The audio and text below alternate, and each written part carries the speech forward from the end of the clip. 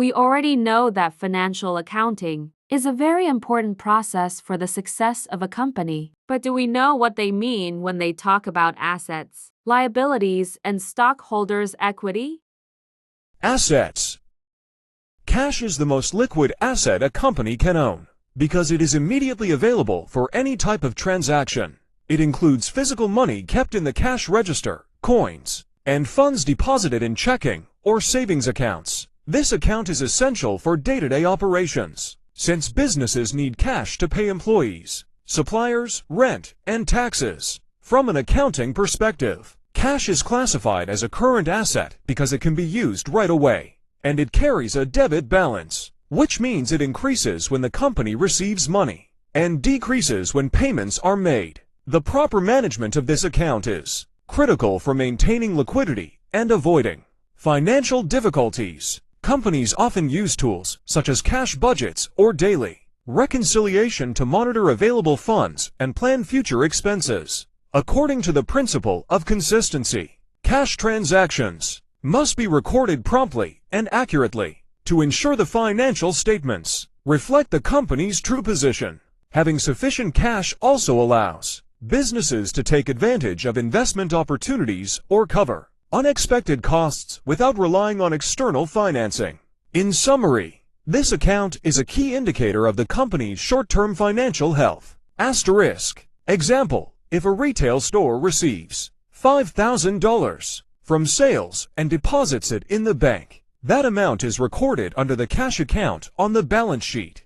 Accounts receivable refers to the money customers owe to the company for goods or services provided on credit. It is classified as a current asset because the company expects to collect the payment within a short period, typically 30 to 90 days. This account is essential for businesses that allow clients to buy now and pay later, which is common in many industries. The importance of accounts receivable lies in its direct impact on cash flow. A high balance means the company has significant future cash inflows, but if collections are delayed, it can cause liquidity issues. According to the accrual principle, revenue must be recorded when earned, not when cash is collected. This means that even though the company hasn't received the money yet, it is still recognized as income.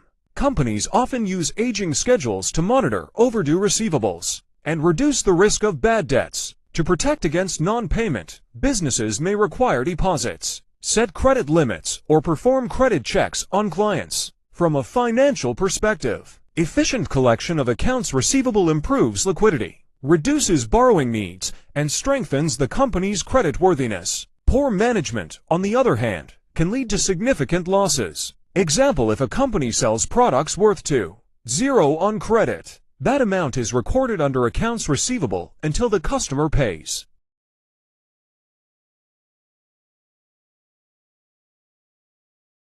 Inventory represents goods that a company holds for sale in the normal course of business, or materials used in production. It is considered a current asset because the company expects to sell or use it within a year.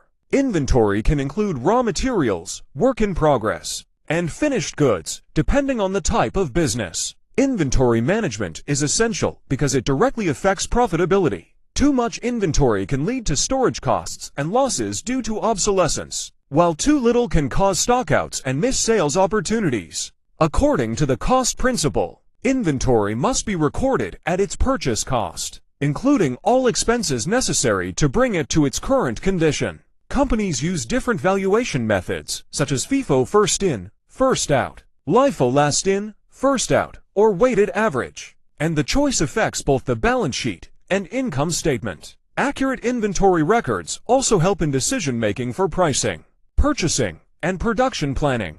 Errors in this account can lead to inaccurate financial statements and poor business decisions. Example, if a retailer purchases $10,000 worth of merchandise for resale, that amount is recorded under inventory until the items are sold.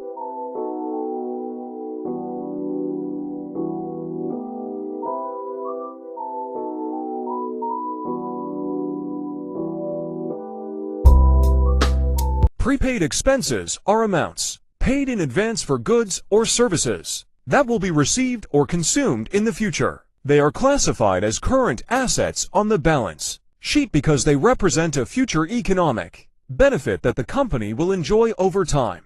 Common examples include prepaid insurance, rent, subscriptions, or advertising contracts. The recognition of prepaid expenses is guided by the matching principle, which states that expenses should be recognized in the period when they contribute to revenue generation, not necessarily when the payment occurs. For this reason, when a company makes an advance payment, it does not immediately recognize an expense. Instead, the amount is recorded as an asset and then gradually transferred to expense accounts as the benefit is used up. This process ensures that financial statements reflect an accurate relationship between revenues and expenses. Why are prepaid expenses important? They prevent distorted financial results. If a company were to expense the entire amount at the time of payment, it would significantly understate profits in that period and overstate profits in later periods. Allocating costs over multiple periods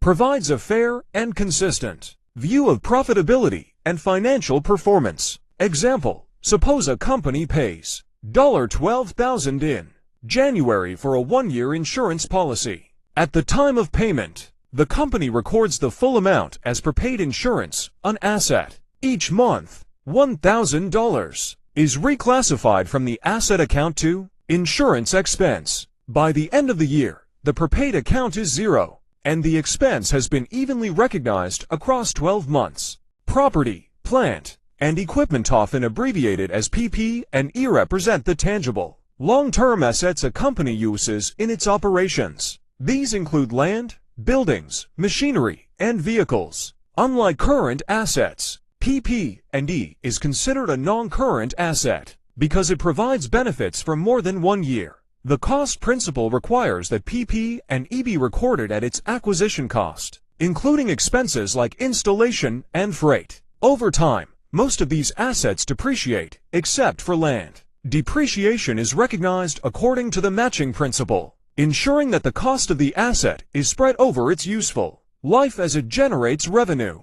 PP&E is critical for production capacity and operational efficiency. Companies invest heavily in these assets to expand, increase output, and maintain competitiveness. However, PP&E requires significant capital, so businesses must carefully evaluate the return on investment before making purchases. From a financial analysis perspective, PP&E impacts ratios such as return on assets and debt to equity, influencing investment decisions. Investors look at PP&E to assess the company's long-term stability and potential for growth. Example, if a factory purchases new machinery for $50,000, this amount is recorded as part of property, plant, and equipment and depreciated over its useful life.